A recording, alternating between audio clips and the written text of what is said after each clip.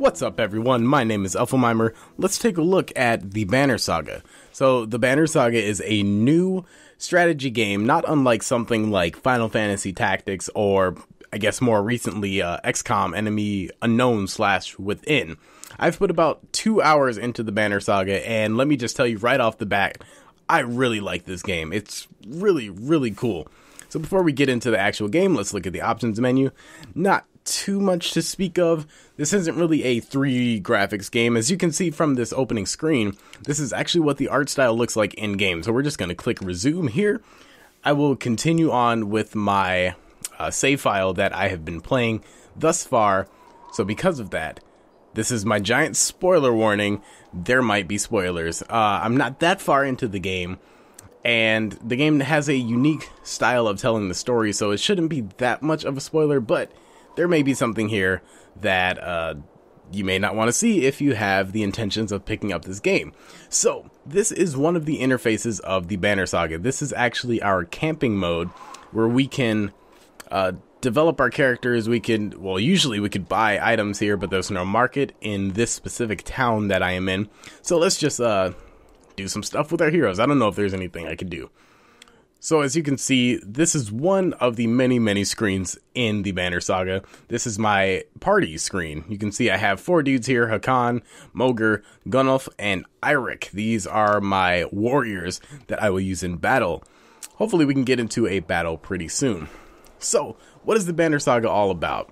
It is a story-focused, strategy, grid-based action game where you control each of your heroes that you just saw in my party screen, and you move them one unit, or you move them one person at a time on a grid-style thing, like I said, much like XCOM, and hopefully kill your enemies before they horribly murder you. So let's just leave this town because there's nothing else I can do here, I don't believe.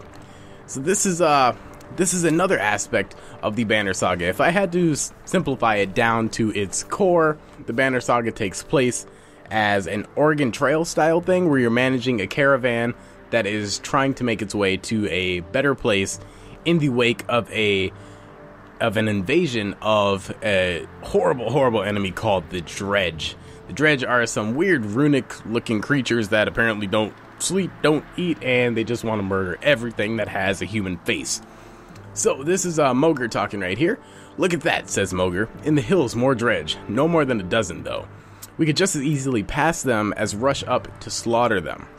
So right now, we are following the story of Hakan and Mogr. They are a race of half human, half something else called the Varl. They're these big dudes with horns that come out of their face. They're apparently warriors or something. This is Prince Douchebag right here, Ludin. So Ludin overhears. That's a dozen Dredge heading towards the Strand, he says. You ask him when he started to care about Strand. I don't, he replies. I thought you did.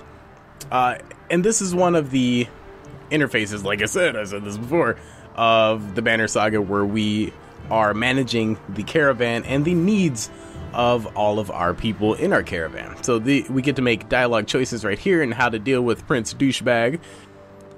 It'd be a waste of time. Strand can handle that. Strand is the city that this particular caravan has left to try to find a better place. Mogr, send some warriors to take care of it, or we will deal with it ourselves. Let's deal with it ourselves, so that hopefully we can get into some combat. The caravan stops and waits while you lead a small detachment up the hillside and take care of the Dredge quickly. You tell Ludin to stay by the caravan. He folds his arms and mutters something about being treated like a child. Well, you are kind of a child. So here we go.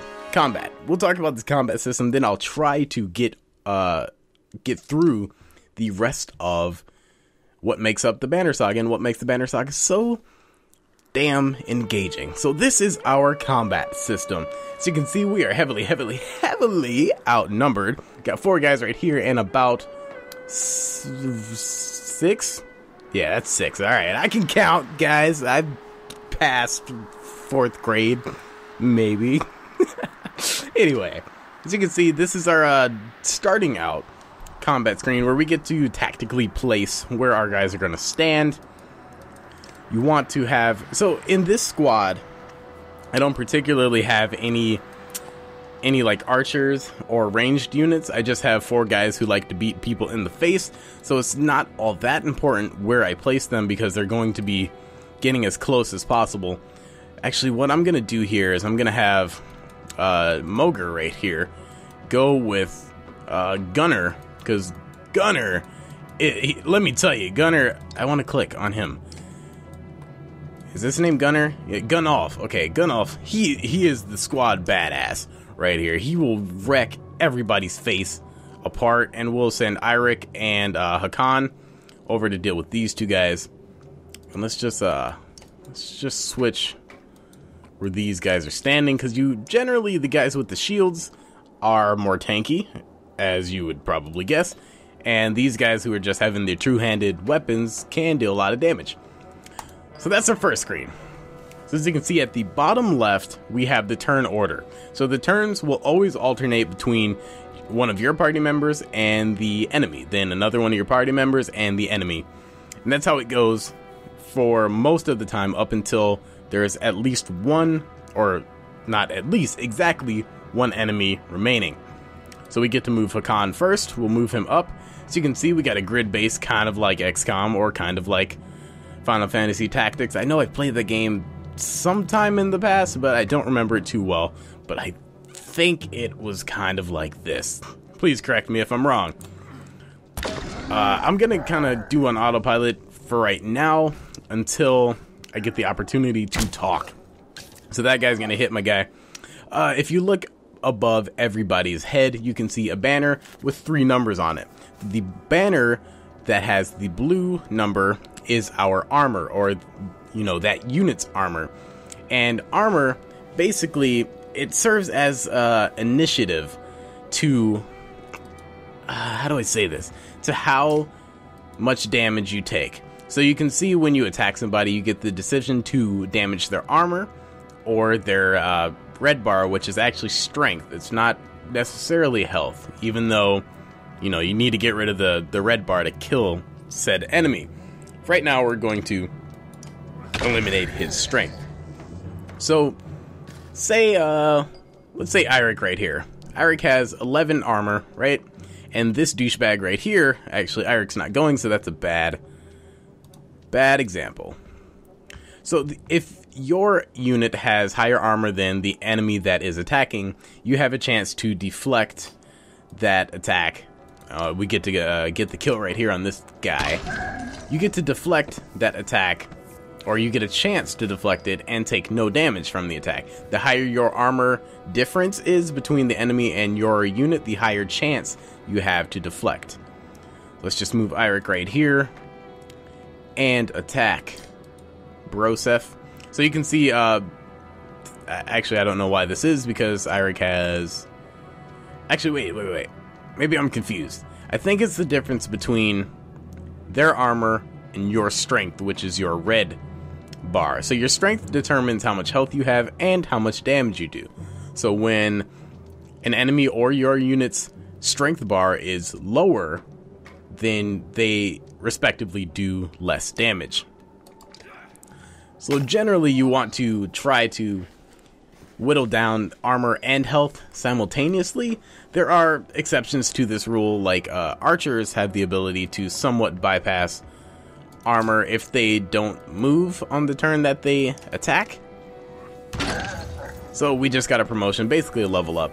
And then the third number that you see on the banners above the people's heads in the yellow is called initiative, or willpower. Actually, get your terms right, Effylmimer. So what willpower does, it does a lot of different things. Basically, it lets you augment some type of action in battle to be better. So if you looked, I kind of messed this up for example purposes, but if you saw when I was moving my units, there was blue squares that I could move to, and then there were yellow ones. The blue squares are where you can just move normally, and then the yellow squares are places where you can move further, but they cost willpower to move for each block that you want to move up on a yellow square. I'll show you on my next turn. So you can see Gunnolf, he can move right here, anywhere in the blue freely, and if I want to move, say, over here, that would take me 1 willpower. Now these guys, the giants, oh my god, I'm blanking. The giant guys, they actually take up 4 squares, but if you move, say, two yellow squares, that only costs 1 willpower, I do believe, at least. So we're gonna get the kill right here. Also, if you see those stars when I attack an enemy, that I can also click to augment my damage. Let's say on this guy right here, if we attack him, I said if we attack him, yeah, alright, so if we attack his, let's say, armor, and you see these stars that pop up right here, I can choose to click either 1 or 2 of them, and they will basically increase the damage that I do to, in this case, his armor by 1 or 2. So Eirik has 7 willpower to spend. Let's just do 3 damage instead of 1. That'll make it so we can do more damage to his health, or, you know, this guy can do more damage to his health more. So we will move right here. It'll cost us 1 willpower, but we will for sure get the kill on this dude without having to spend any more willpower. This horn right here at the top, you basically get a charge of willpower that you can give to your active unit on their turn. So say Mogr right here only has 6 willpower. If for some reason I wanted him to have 7, which I can't actually do because he's exceeded his total, that's how you do it, basically. So let's attack the guy for 5. Let's augment it for 6. Why not? So he'll do less damage to us now. Unfortunately, that guy still will do full damage. So right here, I should go over these stats over here. So armor, basically how much armor you have, strength, your health, and your attack. Willpower, already went over that. Exertion is how many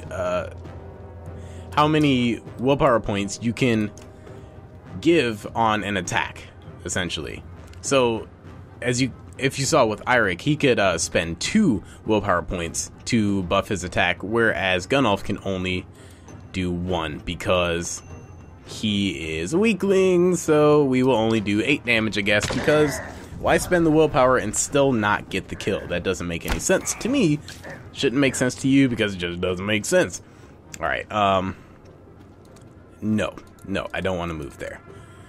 I can basically just rest this guy. Resting will restore 1 willpower to that unit because they're not going to be able to get over there to attack these guys anyway, so they might as well just rest and let Gunnulf and Mogr finish the job, which they will definitely be able to do. So I will have Mogr get the kill on this guy. He'll get some experience, and then you can see we are in pillage mode. Pillage mode is when there is 1 remaining enemy. In this case, it's not all that important, but if you see the turn order change down here so that all of our guys go and then the enemy gets to go, it's basically just hey, here's your chance to just screw this last enemy up so you can get over with. Combat in this game is actually really difficult. This was a very easy mission, but there have been some missions in this game where I have just gotten by the skin of my teeth. That's how that expression goes, right? It makes no sense. Just again, your teeth don't have skin, do they? And then, luckily enough, here is our 3rd and I think final type of interactivity in the Banner Saga, and this is our dialogue and decisions tree. So let's read this out. This is Ludin talking right here. Hagon! Wait, Ludin doesn't sound that cool. You can hear Ludin's hard boot trot as you set up camp for the first day and brace yourself. Can we speak as equals? Yeah, that'll be Ludin's voice. It'll be that douche. Hakan, he's this giant Norse guy, so let's make a voice for him. We can try. Oh, wait. Yeah, sure, whatever. I'm not too good at this. It seems clear to me that you plan to kill a lot of Dredge along the way. Am I right? Okay, so we are basically taking the place of Hakan right now, and we are making his decisions.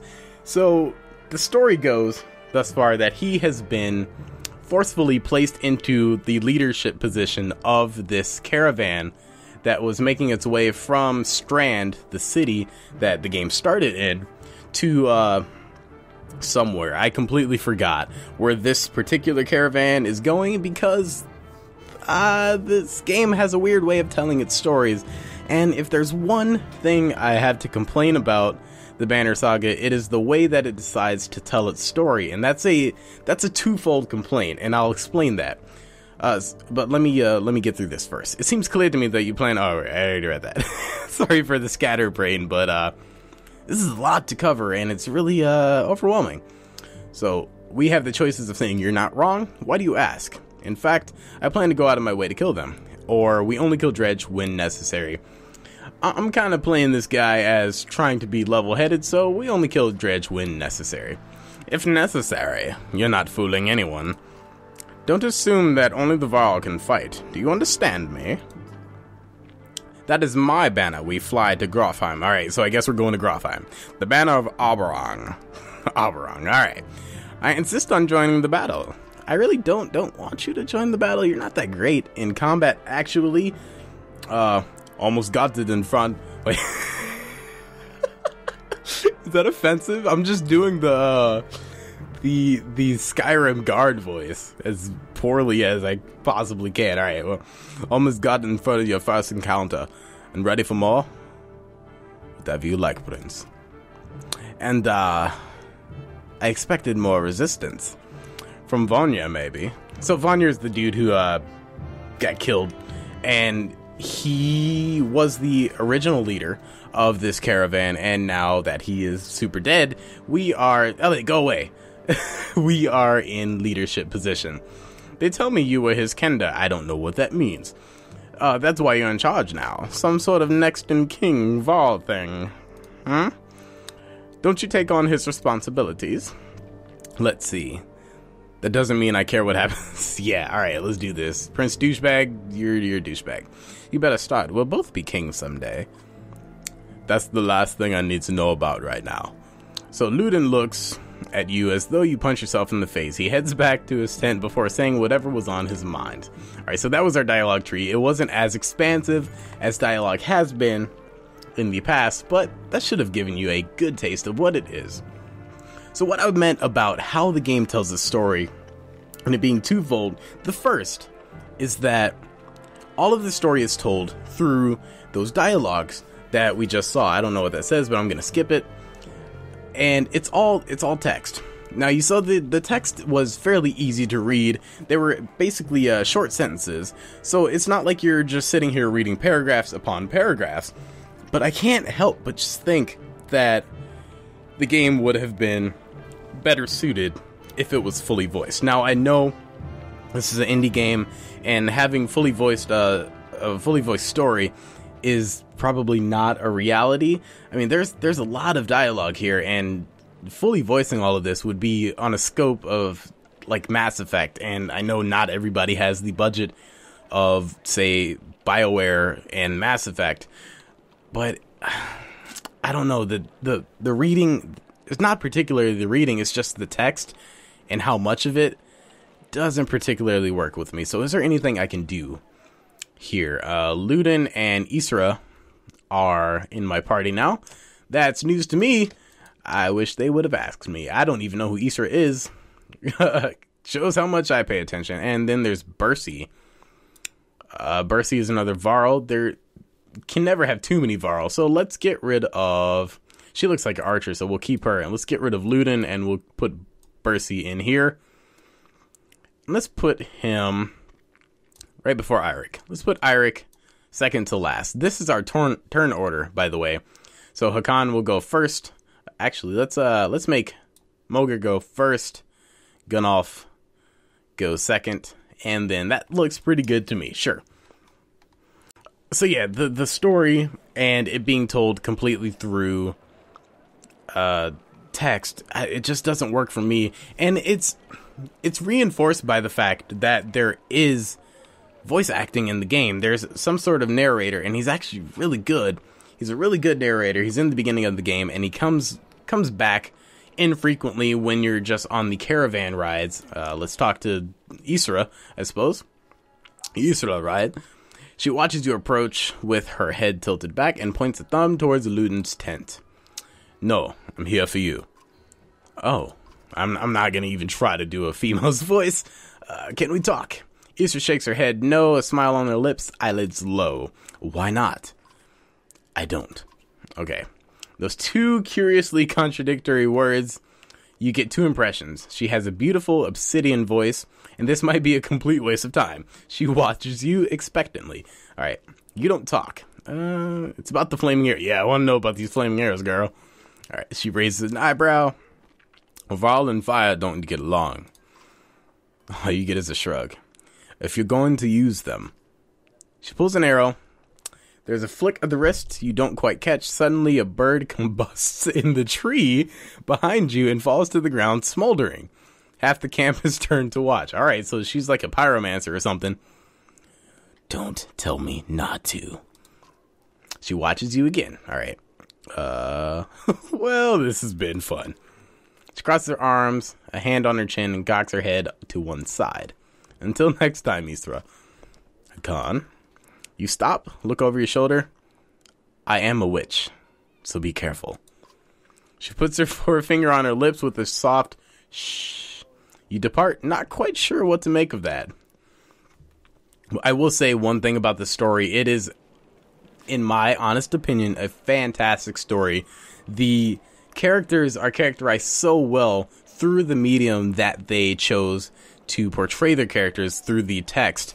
You definitely get the sense of each character's personality, although it is just still images and text that you're reading. I guess I could talk about this UI up here. It's not all that important, and to be honest, I've almost completely ignored it. Renown is basically experience and currency, very similar to something like Demon Souls or Dark Souls. Morale, I don't know what happens when your morale goes down, but morale is pretty much exactly what you would think. It's how happy your people are. Clansman, fighter, Varl. These are how many people in your caravan. So you can see we're herding over about 600 people through this frozen wasteland. Days of supplies is how many supplies you have, or how many days of supplies you have, and number of days which have passed since you have left Strand. So yeah, that's the UI up here. Honestly, I've completely ignored it and nothing bad has happened yet. I'm going to assume that the clansmen, fighters, and Varl will factor into some like hidden events where if you have enough Varl, one event that you might run into, you might make it out alive instead of losing somebody. I'm assuming that's what they do, but that situation has not arisen itself to me yet. So there's a Gunnulf. Is that Gunnulf? You have a moment? No, it's Bercy. Okay. As you approach Bercy, he lowers the book he was reading. He doesn't strike you as the book reading type. You're Bercy. You're Hakan. We've gotten that out of the way, haven't we? I had some questions. Say what you want to say. What do I want to know about Bercy? What do we want to know about her? What's Varl doing working for Ludin? Yeah, what are you working for that douchebag for? What's Varl doing working for another Varl? What difference does it make? Touché, I suppose. It looks like you're in charge right now, so do me a favor and don't get Ludin killed. He's important to you? No, but that's one way to put it. Okay, can I trust you? What a loaded question. Depends what you mean. Whose back will you have if things go wrong? Assume I'm looking out for myself, and you'll figure it out. Does Ludin understand that? Ludin doesn't even understand the half of his army is here to protect him from the people he talks to. Okay, you laugh at the unexpected gouge. Bercy grins, pleased with himself. What do you want to know? Nothing more. See you on the battlefield, old leader of Varl. You could join us. I'm where I want to be. Don't forget what I said about keeping Ludin alive. Got it? Alright. So as you step away, you can't help but wonder if there was a bit of threat behind that gravelly request. Let's try to get into a different aspect of the Banner Saga, shall we? So we've done almost everything we can do here. Our morale is fine. Training, I don't necessarily need to do that, so let's just take off. So here we're on our expedition point of the game. This is where days will go by and we'll get what I assume are maybe randomly generated instances. They might not be. They might be the same each time. So you overhear a conversation while marching alongside the warriors. I'm happy to stomp some slags as much as the next Varl, but I didn't join up to take orders from Hakan, says one. Apparently, he doesn't realize that you're within earshot. Not willing to die for him either. So, make your presence known? Yeah, we don't want to look like a punk. Let's walk up on him. Not sure Vanya would have been happy to hear that, you growl loudly.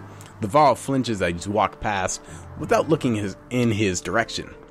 In the distance, you can hear his friend laughing at his misfortune. Alright, so apparently these choices that you make will affect the outcomes of the game. You know, this is fairly standard fanfare for video games thus far.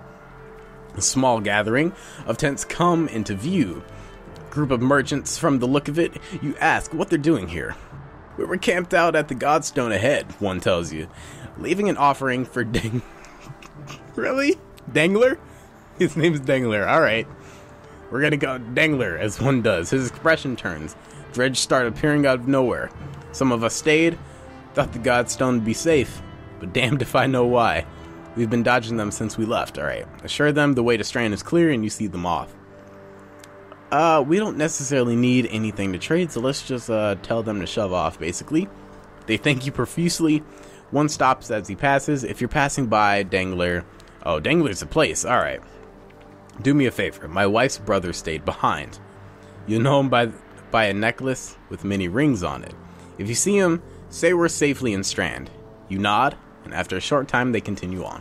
Alright, so this is how this part of the game goes. I apologize if you don't appreciate or my effort to make all this reading interesting, guys. I'm sorry, I'm doing what I can for you. I tried doing voices, shit didn't work. Alright, I gave up. There's a lot of reading in this game, if you didn't gather that already. If you don't like reading, I don't know. I'd be hard-pressed to recommend this to you because a lot of this game is reading. A lot of it is doing this. Then a lot of the game is doing the dialogue trees with the main characters. And thus far, within the 2 hours that I've put into the game, I would say about maybe 30% of the game is the actual combat. And while satisfying as the combat is, it's not the majority of the game. Much like previous comparison, much like Mass Effect, where combat wasn't really the focus or, you know, the main part of the game. So the caravan slows unexpectedly, word travels down the line, and then Moger, who tells you, Dredge, know we're coming, probably saw us back at Verdfell, that's probably not how you pronounce that, and did their usual lurking. Could have been bad if we plotted into them, but we saw them first. Dredge watch you, waiting to see what you do. When's the last time you commanded a few hundred, Hakan? Asked Moger. Don't overthink it. The warriors can take care of themselves. Alright, war. So, alright, this might be a new mechanic with these fighters in Varl. When you come across more enemies than your party can handle, you'll engage in war. Give your armies orders to fit the situation, but be prepared to get your own hands dirty too. By making battles easier for yourself, you'll end up with the higher casualties, or you can take burden on yourself with a harder battle, but save more lives. If you're ever desperately outnumbered, it may be best to run, avoiding battle completely. Okay, so maybe I jumped the gun a little bit making this video because there are still mechanics being introduced to me 2 hours into the game, which I find to be a good thing. So Dredge line the battlefield, weapons drawn. The fight seems to be inevitable. You take a quick head count, there must be at least 515 of them. Holy crap! That's a lot of Dredge. Alright. You have 185 fighters and 466 Varl at your side. So Varl are revered for being Dredge killers. So we obviously have enough. It's definitely not a Sparta 300 situation. We are fairly evenly matched. Even from here, you can see the nervous glances amongst the enemy ranks.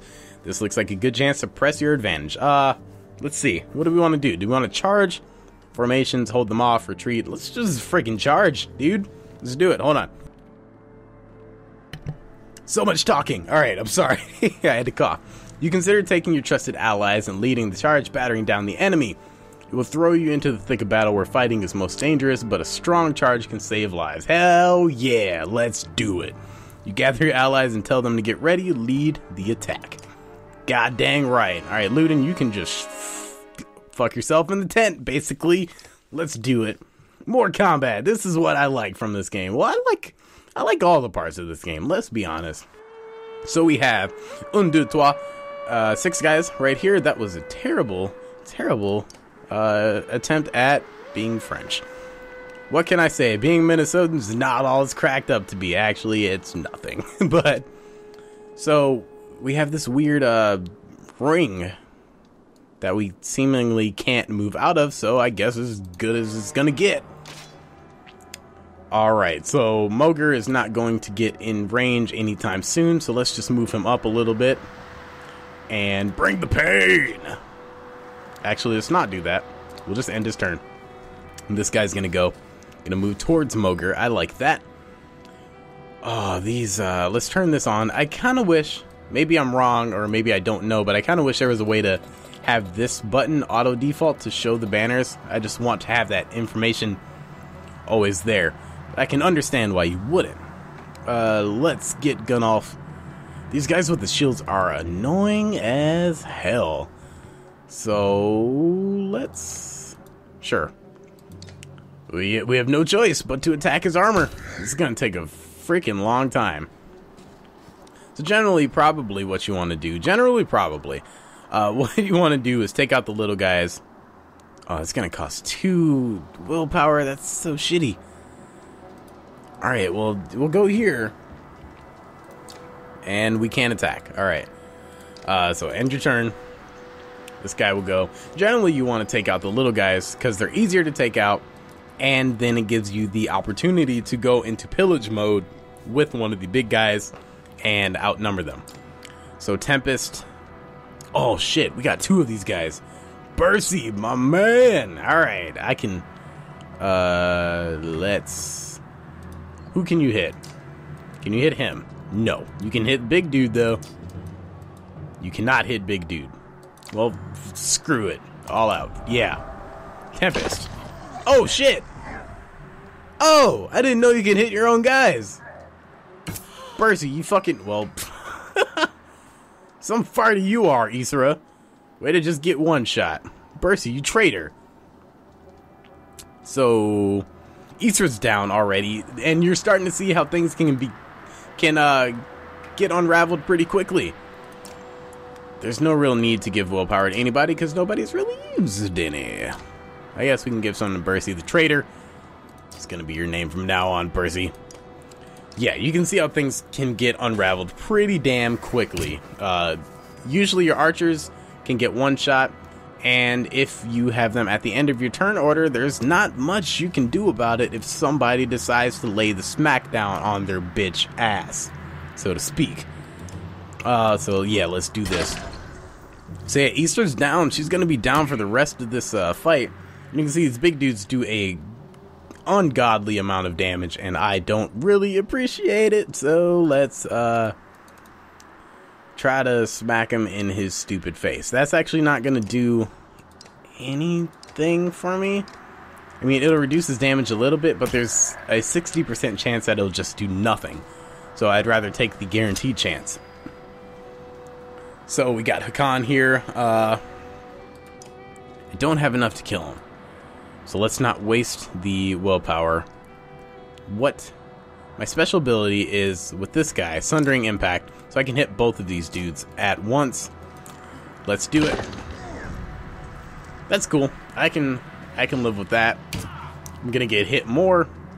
I really wish there was a way to rotate. I've tried every button that I would assume would rotate the camera, and thus far I don't know how to do it. So whose turn is it? Bercy, the traitor.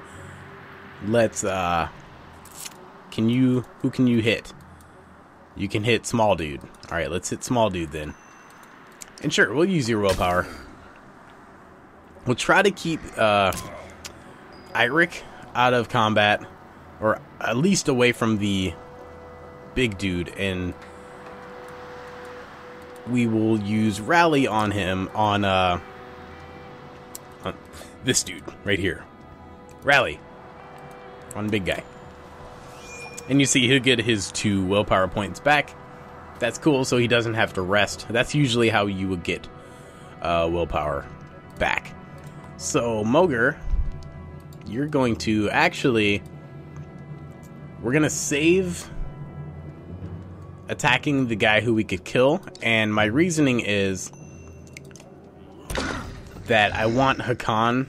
So, experience comes from... Okay, he just hit his own guy away. That's actually really good for me. Experience comes from whoever gets the kill. So it doesn't matter how much you weaken said enemy. Whoever gets the killing blow gets the experience for it. So I'd rather... What the fuck? Okay, I was gonna say, what do you mean you can't attack him? You're standing right next to him. Whoever gets the killing blow gets the experience. So I'd rather Hakan get the experience for this dude. And I'd rather like someone like Trader Bro get the experience for the other kill. So let's just do this.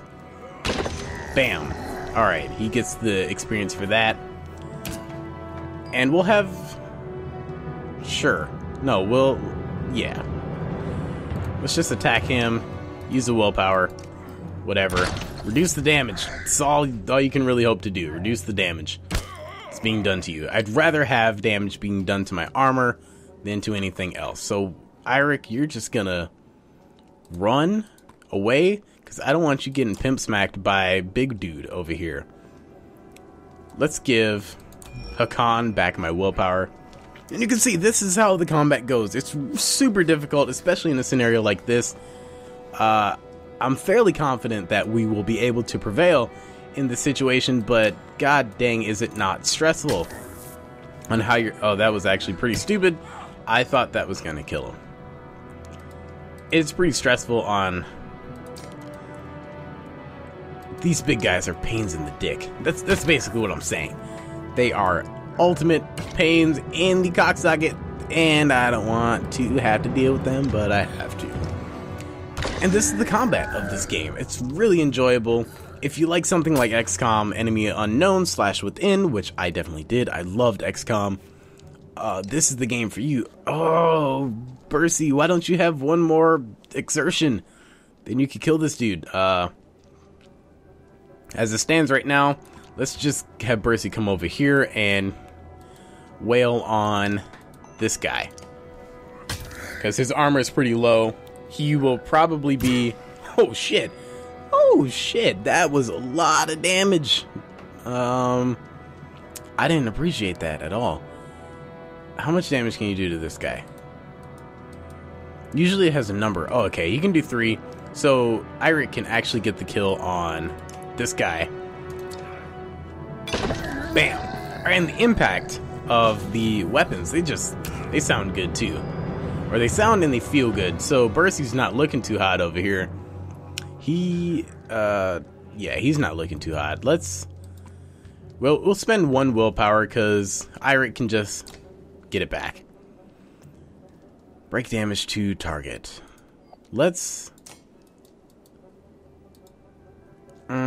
We can do 2 damage or 8 to his health. Or we could do 2 to this dude's armor. And he has 15 of it. I have this sneaking suspicion that Bercy over here is kind of screwed either way. But let's just do the 8 damage to this guy. Sure. So Gunnulf is going to get hit pretty hard as well. He's still just kind of whittling away at this guy over here. I don't know why he's being so tanky, but I don't know. This probably involves some of the strategy of this game, but running away isn't really an option. Unless, I guess I could run this far away, but I don't want Gunnulf to die, because he's kind of our powerhouse. So we'll have him move. I don't know what... Oh, this guy's running away. He's doing some type of shield stance thing. So maybe Bercy's not as screwed as I thought he was. That's good. That is good. So we will have Hakan over here. And we will have him start dealing with this asshole. Because Hakan actually has 2 exertions, so he can use 2 of his... Oh, there goes Bercy. He can actually use 2 of his willpower points, and then we can have Eirik just restore that. That being said, Eirik's restore willpower spell does take his own willpower. Who's going? Moger? Moger, you're going to go and smack this dude in the bum for thinking that he can heal on my turf right above my lady. Not happening. Not today, buddy. You should turn around, though, really. Whatever, that just did 3 armor damage. That's not that big of a deal. Thus far, there has not been any healer classes. I only have to assume that there will eventually be a healer class, but as of right now, there are none, so if your guys get hurt, that's just kind of how it is. You gotta live with it, and that's one of the things that makes it really difficult. So maybe moving Gunoff right there was not the smartest decision I could have made. That being said, Gunoff is super boned as of right now, but we can kind of body block this other dude from getting too close to him. Let's we'll attack this guy's armor. One complaint I have is the clicking on enemies or clicking where to attack can be really finicky sometimes. So yeah, we'll trick him into hitting that bro instead of that bro. I apologize for the excessive use of the word bro. Oh shit, I didn't even pay attention to that much. Yeah, alright, we'll attack this guy. Hopefully he doesn't wise up and turn around and start pimping all over Eirik, or else Eirik is going to be dead. And I might lose this. That would be embarrassing. Alright, yeah, like, I don't know, fucking clicking on stuff is not always the most easy thing. No, he's gonna go for this dude, which is fine. Why can I still only do 1 damage to his health? Anyway, well, we gotta get rid of his armor, so at least the next rounds we know we will be able to hurt this guy in his strength. So let's just wail on this guy's armor, I suppose. And yeah, combat, this is the longest I've had combat take, but oh shit. Alright, so he can kill him, even though that cost me a willpower to do. He can definitely just kill this guy, so that's good. Moger grabs the killing blow, and now we have Eirik and Moger to take care of this last standing enemy. Both of them have no willpower. Willpower, like I said, can be restored if you rest, but then you can't do anything else. Right now, I don't think it's all that necessary to have willpower. We'll just keep alternating these turns. We'll keep wailing on him.